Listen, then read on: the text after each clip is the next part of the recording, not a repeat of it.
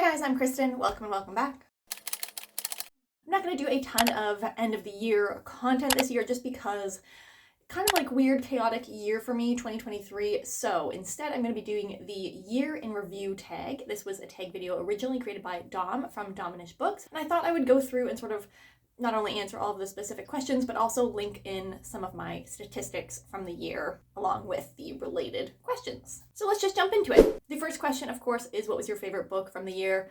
This is a tough one for me. I don't feel like favorite is the right defining word because I only wanted to use like one author or one book or series kind of like once. I think I'm going to go with The Will of the Many by James Islington. Thank you for the commenter in my last video on the correct pronunciation. I really just had like a really fun time reading this book. It was super enjoyable to read. It was fun. It was fast paced. It had good character moments. It had good plot moments. It had great pacing. Overall, it was just an around the board, enjoyable book to read.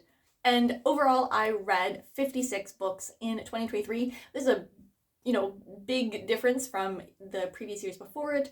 It just wasn't a huge reading for me last year overall, and that's okay. Second question here is your favorite series that you started this past year, and this is why I'm only using like one book or series per question, which really I think probably my favorites, plural, from the year would be the two books that have come out so far in the Empire of the Wolf series by Richard Swan. This is The Justice of Kings and The Tyranny of Faith, both of which I read last year. Absolutely loved. So loving this series.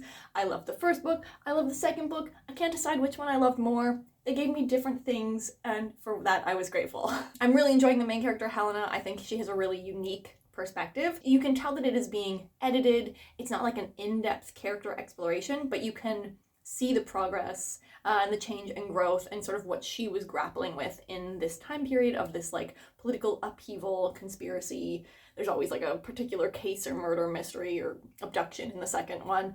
But overall, just really loving and enjoying this series. I can't wait to get the, I think, conclusion. Yeah, it says trilogy. So I can't wait to get the finale this year. And overall, I started 15 series this past year. Question number 3 is favorite series that you've finished. And this is a little embarrassing. I actually only finished 2 series this year. I got extremely close, like an 8-book series of which I read 7, but I won't count that one because I didn't finish it.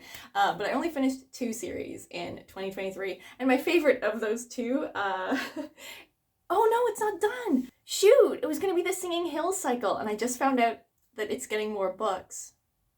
I'm just not going to answer it because I'm not going to say the other one either.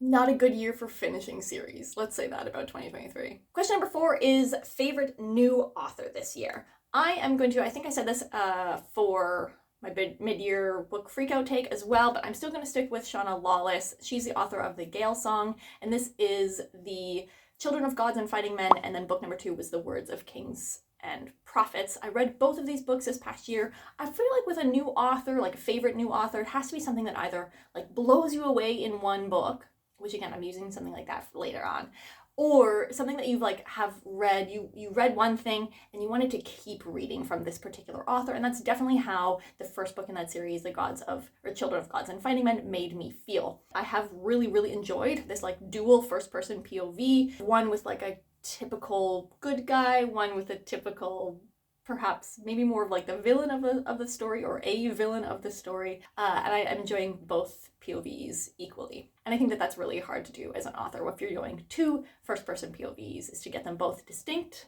which they are. They both have a distinct personality. They both have a distinct voice, and equally enjoying them, even though they give me different things. And actually, I read 27 new to me authors this past year. So like over half of the authors that I read were new authors to me. And I don't even think that's counting like multiple books. I think it's just like solo, like frank, 27 new authors. And I read multiple books by some of those authors. Question number 5 is a favorite new character. I don't have a corresponding statistic for you on this one, but I have to definitely go with Irene Winters from the Invisible Library series by Genevieve Cogman. This is a series that I read 7 of the 8 books last year, and I finished the 8th book in the very beginning of 2023. This is a series following this librarian, Irene Winters, but she's not your typical librarian. The library that she works for exists in like this metaphysical alternate universe space, and there's all these alternate universes, and the library helps to keep all of those worlds stable by collecting unique books from all of those worlds, and that's what these librarians do. So really, Irene is like a book thief, and that is what makes her such a cool character. It's like a bookish, cool con artist who's like super resourceful. She's so crafty. She always has a great plan, but can also like think in the moment. She's so smart. She's quoting great like bookish comments and bookish sources all the time. It's just like such a thrill to read from Irene's perspective because she is so cool. She's a badass, but not in like your typical sword fighting kind of badass ways. Great sort of like thief con artist, jack of all trades kind of a main character, who is then also super bookish and really just wants to spend all of her spare time reading. Question number 6 is favorite new release. I read 18 new releases this year, so 18 of the 56 books that I read were new releases that were released in 2023. I think that's a pretty, I didn't do the math, but I think that's an okay average for me at least. And I have to go with, because obviously like some of the books that I've already mentioned also came out, were new releases, like both The Tyranny of the Faith and The Will of Many came out also in 2023. So what I'm going to go with is Painted Devils by Margaret Owen. And this is the new release that I was anticipating that was like the most successful for me. I was not disappointed in any way. It was absolutely like lived up to my expectations of what I was expecting from that new release from last year. This is a second book in I think it's just called the Little Thieves series, and I'm really, really enjoying it. It is a young adult that is working for me. It makes you think. It has really great character growth and exploration. I think Vanya is a really fun main character to read from because of that. I think this series is just so underhyped. It is originally in the first book a Goose Girl retelling where we're following the usually villainous perspective of the sorceress that steals the identity of the princess. Vanya's not a sorceress or anything like that, but she has means to steal the identity of a princess of sorts. And in the first book, we are following her living as this princess, but also moonlighting as a jewel thief as she tries to garner up enough money to pay off the debts to her godparents' death and fortune.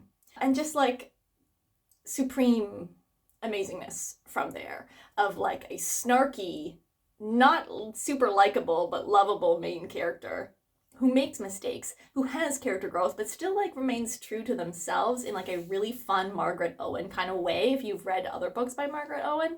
And that just really continued in the second book. There was still growth. She was still very clearly herself, though.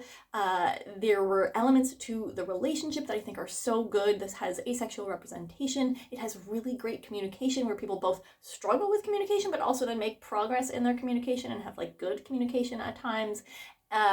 Just overall, this is like, if you like core beliefs, if you like to explore how past trauma or past incidents in our life shape us and who we are today, and you like that in like a fun, quirky package, you should be reading the Little Thieves series. Question number 7, favorite reread? I didn't have any.